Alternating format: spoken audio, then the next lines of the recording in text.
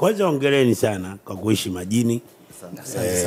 Na nadhani Musa kwa namna ya kipekee kwa kukitaja kisiwa tu, mazao ya biashara itakuwa bahari na samaki.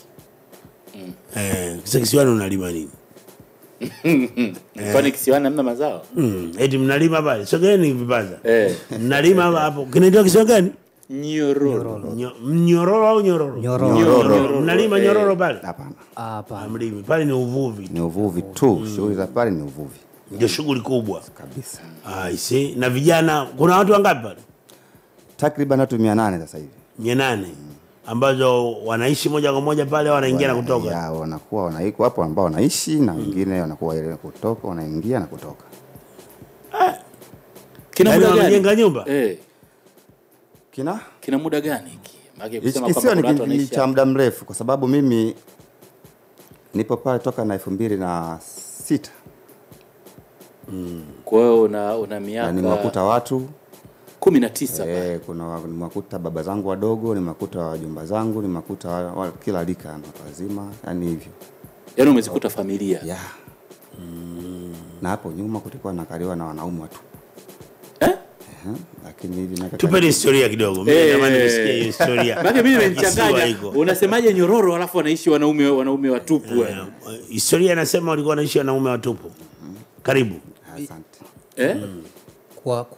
Kwa historia ya hapo nyuma ni kisiwa cha kina muda mrefu tangu miaka 60 kabla ya uhuru mpaka baada ya uhuru kulikuwa kuna maisha ya changanyikeni, lakini ilivyokuja masuala ya ujamaa, kwa sababu ni kisiwa ambacho huduma za kijamii zilikuwa ziko mbali, kwa baada ya masuala ya ujamaa Mwalimu Nyerere kuyaanzisha yale, sasa na pale huduma zilivyokuwa ziko mbali ikabidi sasa watu watoke kufuata zile huduma baada ya kuruhusiwa masuala ya ujamaa kuingiliana.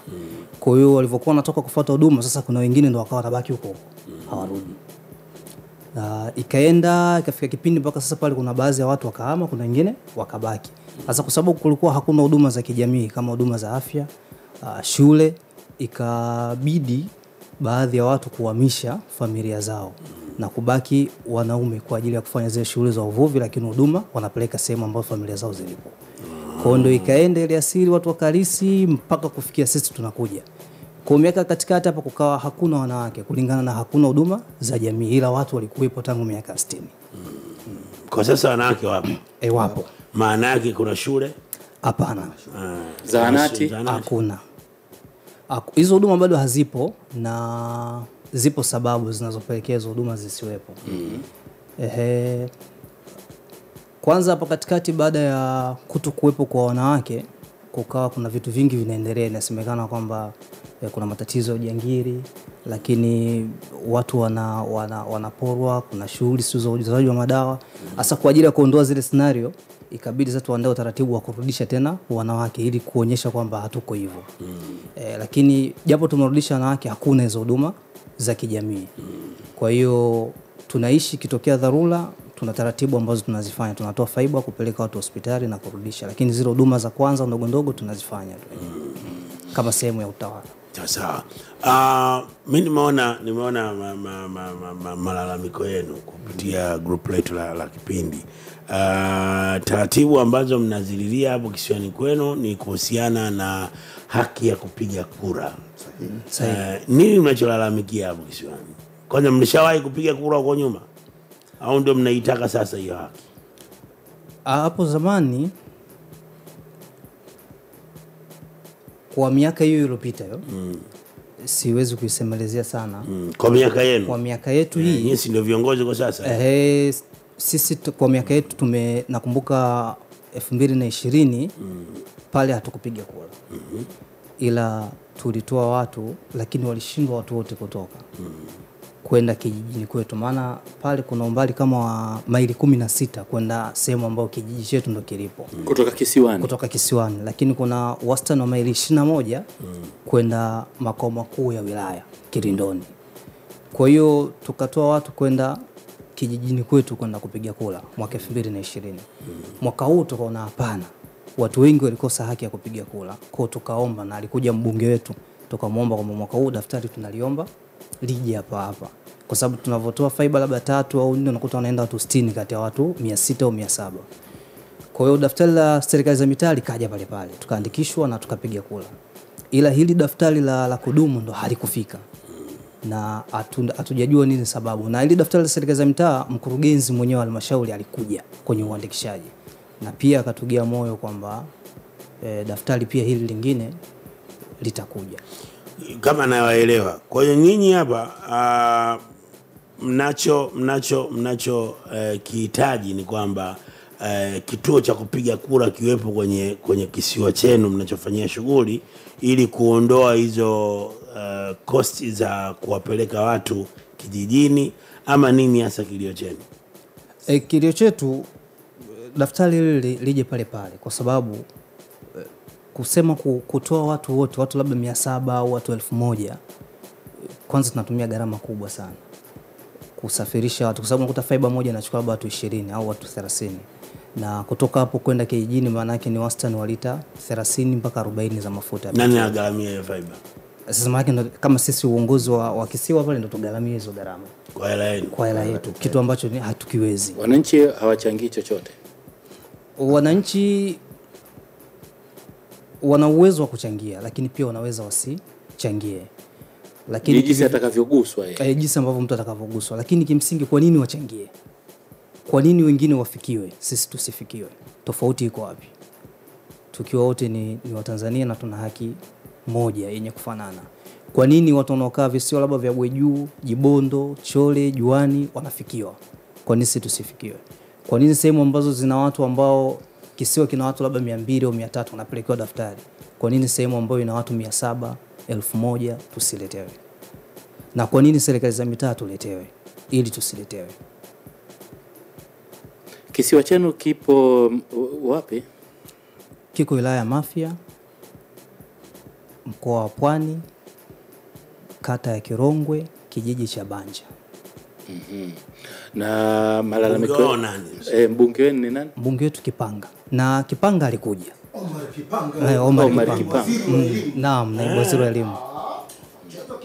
Bwana, wewe huna namba ya Kipanga Chumvi? Nayo. Hebu mpigie, tunamwomba Kipanga. Kipanga alikuja. Tuungane naye Chumvi bwana. Sisi haya mambo tunaanua tu kinujuani. Bwana wewe. Ni tafuta shortcut. Mpigie Kipanga. Muamshe Kipanga. Mwambie bwana kuna wakaazi wa kisiwa gani? Nyororo. Wanaoji daftari la kupiga kura. Mbona la wakazi linaitwa daftari la kudumu la mpiga kura, mbona alijawafikia? Limewafikia tu wa serikali ya mtaa. Na je, safari watakuwa na kituo pale cha kupiga kura kumchagua mheshimiwa rais wa bunge? Ndio Kipanga huyo. Na yeye si ndio naibu waziri wa elimu. Kipanga. Na ili daftari wakati limefika Mafia, mbunge yupo mpaka daftari linatoka, yuko Mafia. Lakini yeye aliahidi kwamba hivi vitu atavisimamia, vitakuja. Sasa mnahisi nini kinakwamisha? Mnahisi mnafanyiwa hujuma ama mnahisi nini? Na hujuma hizo anazileta nani? Hujuma hizi kuna history ndefu kidogo hapa. Mpaka haya yote yanatokea. Sawa, ndio tupi sasa leo tujue. Muda tunao. Okay, sawa. Mwaka 2020 tuliletewa barua ya kutakiwa tuhame pale kwenye kile kisiwa cha Nyororo. Tuliletewa barua kutakiwa kuhama pale kwa sababu kubwa mbili. Sababu ya kwanza, ilileta nani? Barua hii wanasema ililetwa na wizara. Lakini mwaka 2023 2021-22 kama sikosei, walikuja makatibu wa wizara 3 pale tofauti. Lakini wanadai kwamba ile barua ilikuja lakini ilipitia kwa mkuu wa wilaya. Wanasema inatakiwa tuhame kwa sababu kubwa mbili. Moja, corona. 2, kile kisiwa ni sehemu ya hifadhi. Lakini hii hifadhi wanayozungumzia wao imekuja baada ya wananchi kuwepo, kwa sababu wale wananchi wameanza kuishi kama tulivyosema tangu miaka 60 kabla ya uhuru. mpaka uhuru unafika. Maana yake hifadhi imekuja kukuta tayari pale kuna maisha ya watu yanaendelea. Kwa hiyo ikawa imeletwa barua na tukapewa muda wa mwezi mmoja tuhame. Lakini haikufanyika hivyo. Maana yake hatukuhama. Vikaendelea visa vingi sana. Watu wakaja pale wakachomewa mabanda, wakapigwa, wengine wakafungwa jela, mpaka leo tupo. Kero hizi zikafika mpaka kwa mkuu wa mkoa. Mkuu wa mkoa wa Pwani Kunenge pale akaja, lakini alikuwa tuna ziara yake, akapitia pale. Wananchi wakatoa kero zao, tukazungumza mambo mengi. Akasema basi ile jambo kwanza nitalishughulikia mimi, nitawaita. Ikakaa mwaka 2024 mwezi wa, kama sikosei, mwezi wa 10 no 24 mwezi wa 10 mkuu wa mkoa alituita na vita, labda tu niseme vita hii kubwa, tuko watu wa halmashauri pale wanashinikizwa sana na watu wa Marine Park. Watu wa Marine Park wanahusikana nini? Ndio hao watu wa hifadhi. Okay. Watu wa hifadhi wanasema kile kisiwa ni kisiwa tengefu kwa ajili ya shughuli za hifadhi. Kwa hiyo mheshimiwa akawa ametuita, tukalizungumza, lakini mpaka mheshimiwa mkuu wa mkoa anatuita, hapa kati watu washaumia, washapigwa, washapoteza fedha, wengine washakufa. Mimi mwenyewe bega langu bovu ile. Bega langu bovu nilivushwa saa 10 usiku kwenda kupata huduma. Ilikuwaje wewe? Vizuri.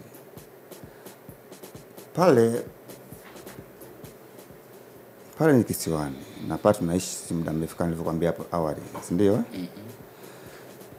Tuna vitu ambavyo vinaendelea pale kisiwani ambavyo tunafanywa kama vile sio wa Tanzania. Sawa Yaani kama sio wa Tanzania.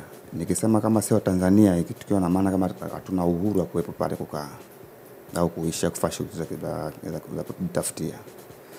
Kubwa ambalo sisi tunachokihitaji kikubwa, sisi tupate tuendelee kuwepo na kufanya shughuli zetu na kutambulika kama kijiji, kwa sababu kuna vijiji, kuna visiwa ambavyo vipo kama hivyo Njuani, kuna sehemu kunaitwa Bweju, vina watu wachache kuliko na sisi, tofauti na sisi watu wengi, na wao wanapata huduma kama vile shule, huduma za kijamii. Pale wanakuwa nafuata, kwa mfano Bweju ni kijiji, wanapata huduma kama sehemu zingine, na watu wao ni wachache.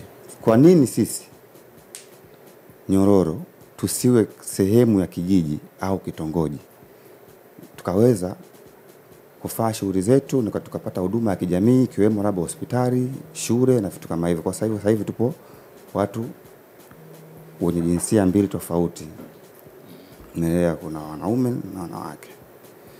Kwa hiyo hii scenario ambayo inaendelea muda mrefu, tumeishi nayo kwa miaka mingi sana, mpaka leo tunaenda kupata sauti hapa.